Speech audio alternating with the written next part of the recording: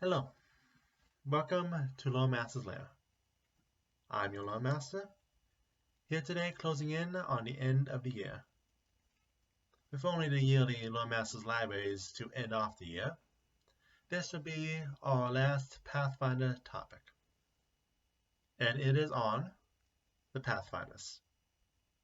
Sort of. The Pathfinder Society will most likely take multiple videos. So today, let's take a look at the several factions of the Pathfinders, if for no other reason to knock one of the videos out ahead of time for when we actually do the Pathfinders. But either way, let's get started. First, when the Pathfinder Society was originally formed, it was formed on the basis of three ideas: explore, report, cooperate, which was good at the start. However, as years went by, power struggles and hero worship led to the factions walking away from these original ideals, eventually leading the factions to be based off the influence of the five nations, which, in turn, had the most influence over Absalom, more or less making the Pathfinder agents little more than agents of the four nations' will. First one is one that we've already talked on in the past, Cheliax. It was one of the most powerful countries in the Inner Sea region due to its connection to Eridan. And even after the god's death, Asmodeus was just as powerful a patron. Of course, Absalom Island and its own connection to Eridan led to bonds which then became difficult to break when Cheliax turned to diabolism. And so too the Cheliax have a powerful faction within the Pathfinders, whose duty was to spread the influence of House Thurn, specifically House Thurn, across the region. Opposed to them, of course, was the nation of Andran, the first democracy of the Inner Sea.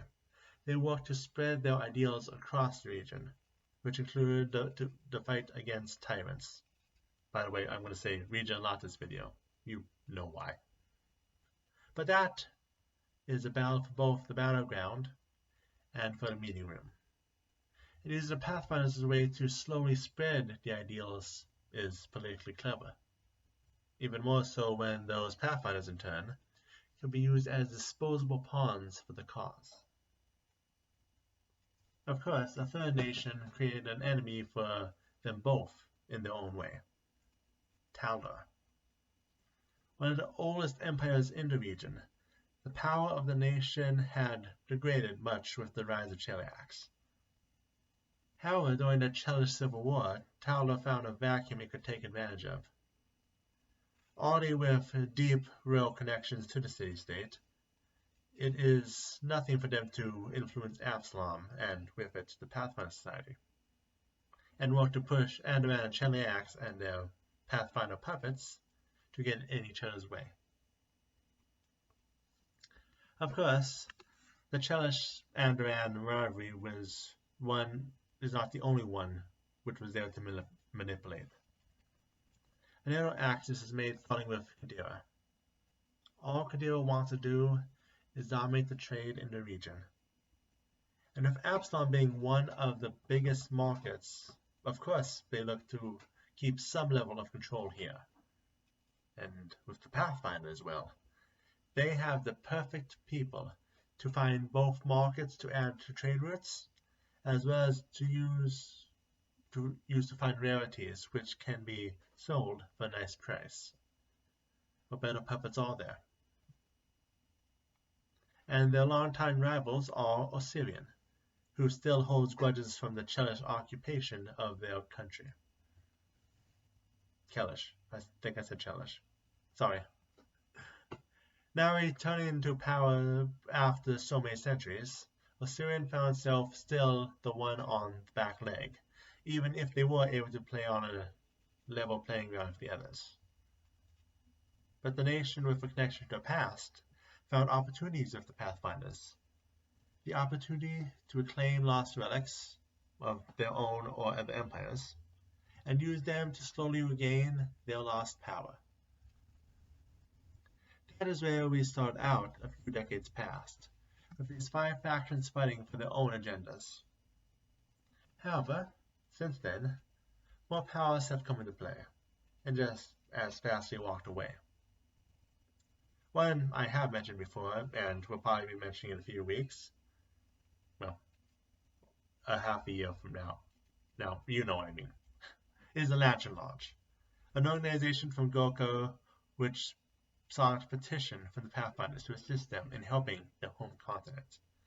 The purpose of the faction being to bring interested Pathfinders east.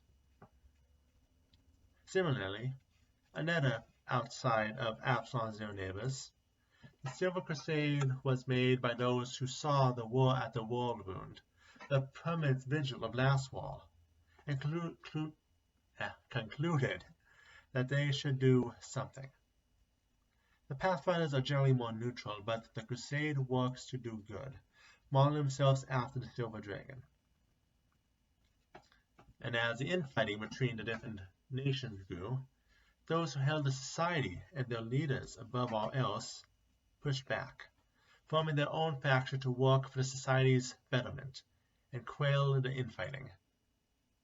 Though, as time went on, the faction's motto would change from loyal to the Decemvirate above all else to loyalty to the society above all else, setting aside blind faith of the leadership. And the name of the faction is the Grand Lodge. I think I should have mentioned that somewhere in that paragraph, but I remembered it at the end. However, at the same time, the opposite happened. Those Pathfinders who were hurt, who were cursed, who felt abandoned, they found themselves at great distaste of the Decemvirate's actions. Rallying around the hero Grandmaster Torch, they formed the Shadow Lodge, a faction whose duty was to keep the organization accountable. Of course, this was an era of transition, and just as some joined, they just swiftly left. The Lantern Lodge was a nice novelty, but in the end the Pathfinders just did not care enough. While connections to the Pathfinders did help the Lantern Lodge spread across Tianxi, they are now more or less a sister entity than a faction of Pathfinders. And the Shadow Lodge may have staged rebellion against the Pathfinders and had to be put down. You know how that goes. And so too did the factions begin to change. Arthur, the head of the Cheliax faction, was accused of treason by House Thurn on false charges. While she was saved, she and those in the faction loyal to her walked away after that.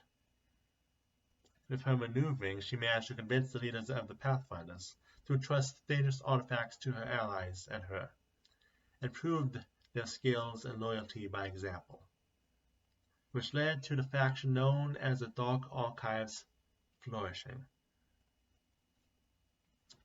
So too the leaders of the Andoran faction, Major Coulson Meldris, find some of the highest positions of his home nation wishing to act like new nobility rather than as equal people to those across the nation. Disillusioned, the faction cut ties with its home nation, but kept working to establish freedom without the favoritism or corruption. Now known as Liberty's Edge, they doubled down on attempts to bring ends to tyranny, even to extreme levels, like when Coulson tried to spread Galt's Red Revolution over its neighbors' borders. Lady Morella, once she became leader of Talon's faction, became determined to expand the courts of not just Talon, but of other royal nations, especially after she became determined to support the crusade on the World Wound, like her nations in the past supported the Shining Crusade. But when the Talon nobility were indifferent, she established a sovereign court faction, and went out of her way to find as many allied nations to take up the sword as possible. So too did Akir al-Hakam of the Qadira faction work to unite markets. But as he spread out, he found more people willing to talk with those without a nation. In addition, the Vasarian Scoarni family also became interested in taking a piece of the Pathfinders for themselves. When the two groups met, they made an agreement to share the markets of Absalom, Kadira, Basira, and beyond, under one faction of those who wished to expand both above ground and under the table trade, the exchange. And as for Syrian, the faction had brought relics to present to the Ruby Prince. However, one ended up being cursed, and the faction, including Amenopheus, the Sapphire Sage, were let go. However, in exile, the Sapphire Sage learned of the history of the Jeweled Sages and began working to build the organization. In addition to the treasures they would search for before, the new Scarab Sages became determined to track down the Sage Jewels and bring the ancient knowledge to the modern era. And one final faction, which ended up coming in close to the end of this era, some members of the Pathfinders became embroiled in the war between the Elemental Lords. Some Pathfinders became devoted to exploration of Edo Plains, with a more specific focus on the Elemental Plains. This is how the Concurrence of Elements was eventually formed, the result of which we saw earlier this year with the freed Elemental Lords, and the restoration of the two lost Elemental Plains. Then, the Whispering Titan awoke, and many Pathfinders lost their lives working to turn him back. With so much in shambles, the remaining Pathfinders and the Decemvirate came together and consulted the spirits of one of the first Pathfinders, determined to bring the organization back to its roots. And so the Pathfinders were left with few words: explore, report, and cooperate. And so the old factions were dissolved, and the Pathfinders were reforged under the original founding principles. The first of the four current factions is the Envoys Alliance. While the Shadow Lodge's methods were extreme, they did have the point of the people in the field needing to be treated with respect. The faction based on cooperation is based on two main driving forces. First, to make protecting their agents and editors from the fallout from missions as one of the main goals of the mission, making sure everyone returns home okay, while also being the faction most focused on cooperation with local nations and governments to keep the Pathfinder's reputation positive for once. As well, there are many factions dedicated to studying the past and returning lost knowledge and relics to the present. This is where the Grand Archive comes in, the Pathfinder faction dedicated to researching the past. Whether it be knowledge from ancient civilizations of something lost in the past 4 centuries of the Pathfinder's existence, they are the most likely to know and the most likely to jump on a chance to find. Even if they have to put themselves in harm's way, they are more than capable of putting themselves out of danger. Third, and the loosest faction, we have Horizon Hunters, those who choose to explore. What does explore mean? Well, the faction purposely leaves that up to each Pathfinder to determine for themselves, allowing them freedom to make their own choices.